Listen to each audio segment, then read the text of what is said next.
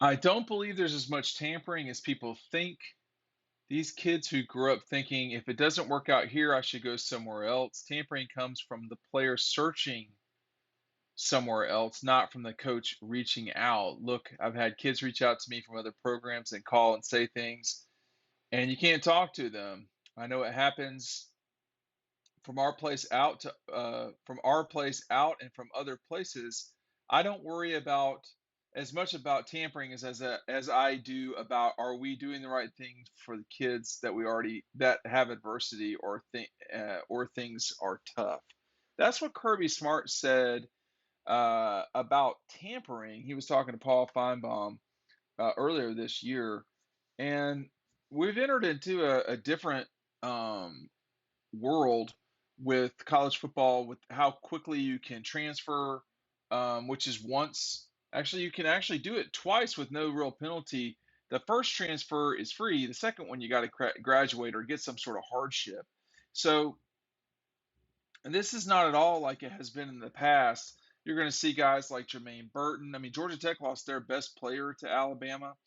And I think you can pretty much believe what Kirby's saying. I don't know if you can believe every single word, but the players want to play for the best schools. They want to play for the best situation or play in the best situation. And what is the best situation for Jermaine Burton? He felt like his best situation was not returning to the school that he had signed with and he had won a national championship with. It was going to the school not so far from his home at Alabama and trying to win the national championship there. But probably more importantly, along the way, since he already has won the national championship, getting as much production opportunity as possible.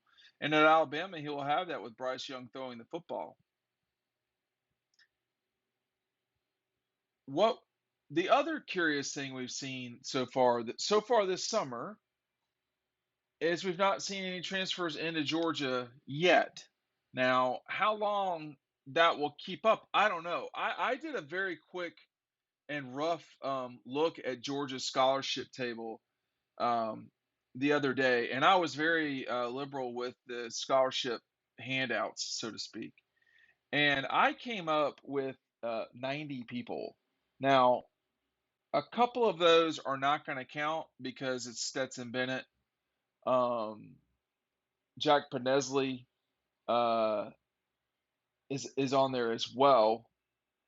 And anyway, there so Kirby and Georgia might be up against the number pretty good, but and I this is something that people get real curious about, or I would say worked up about. Georgia's not going to be over 85, and the truth is that you know guys leave, and guys still could leave. I'm not reporting that, but guys still could leave at Georgia just because it's not working out, or it's not worked out, or it's an injury, or whatever. We've probably seen the bulk of the guys leave that are going to leave for this academic year, but um, you know we've not seen anybody transfer in that's been reported. Nobody's reported a transfer in for Georgia. And you have to remember, a season ago, De'Aaron Kendrick came in. You had Eric Gilbert come in. So there's been some movement into Georgia, and wasn't well. I guess no, it was not through the transfer portal. But Stetson Bennett came back to Georgia. There's been movement, generally speaking. So I do take Kirby at his word when he says he doesn't, his quote directly is, I don't believe there's as much tampering as people think. I think that is true. Make sure you're picking up DAWGSTRUCTION today. I am getting lower on these than I would like, but if you order today, you're still in good shape because I have literally sent out every single order so far. So we are caught up as of Thursday the 7th. Pick this up today. You can pick it up. The link is down below. The best part of this offer is you get the 2022 preview, which is very rare. I am only going to print the run that I've printed, and I'm not printing more of them. So you can pick this up. The best way to do it is by buying DAWGSTRUCTION. and then you get this for free. That's a really good value, to be honest with you. Or you can just pick this up with a link down below. If you are in Athens and you want to pick up this 2022 preview or DAWGSTRUCTION, you head on over to Red Zone on Clayton, and they will have you covered. But just, it's a really good store. Uh, this is they are not, you know, this is not a formal partnership between us, but I'll just tell you that it is a really cool store, and there's a lot of really good stores in Athens. There really are a lot of places that are cool to shop. The Red Zone's got a lot of stuff, and a lot of really good art too, by the way. But the tampering thing, I think you have to be wary if you are the schools that are bringing kids in, because you don't want that term to be used at you or towards you or whatever you want to call it. And if you're running your program the right way, that means generally speaking, you don't need that many players coming in. Um, I think he's not doing it the right way completely, but I mean, you look at Clemson, they have just not used the transfer portal in any way. I think they're being naive, but I think they've run a pretty good program.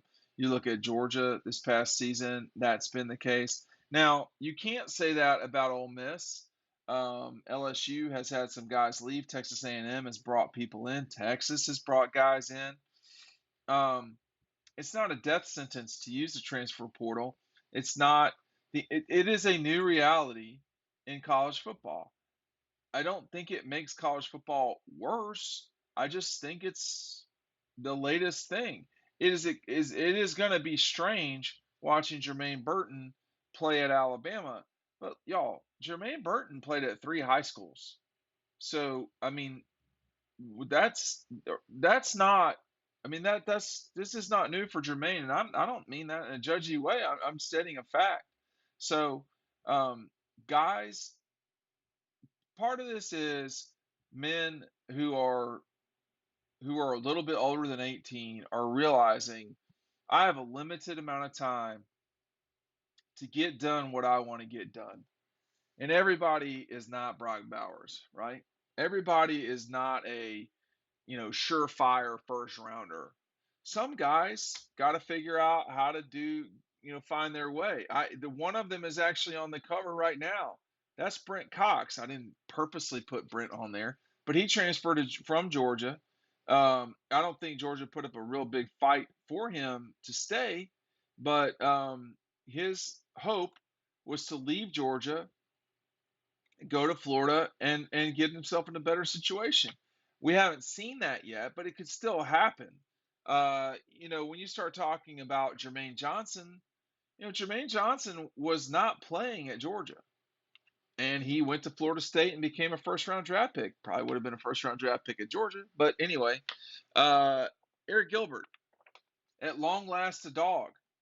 Um, Eric Gilbert's coming into a situation at Georgia where you already have this guy. You also have Darnell Washington, who is so big I couldn't fit him on the cover. And you've got, other tight ends. But Gilbert felt like it was a good spot for him to go to Georgia, leave LSU. That was the whole thing. I'm not going to talk about all that. But it was the right place for him. And we do have free agency in college football. But if you are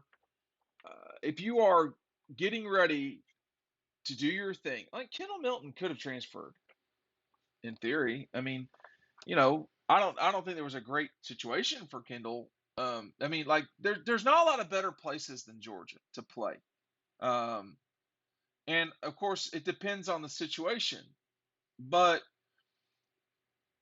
Kirby and them have done a very good job of recruiting the whole way. And then when they don't sign guys, they don't aggravate the situation. Um, Now we know that you cannot burn bridges in college football recruiting, because you're going to be re recruiting particular guys.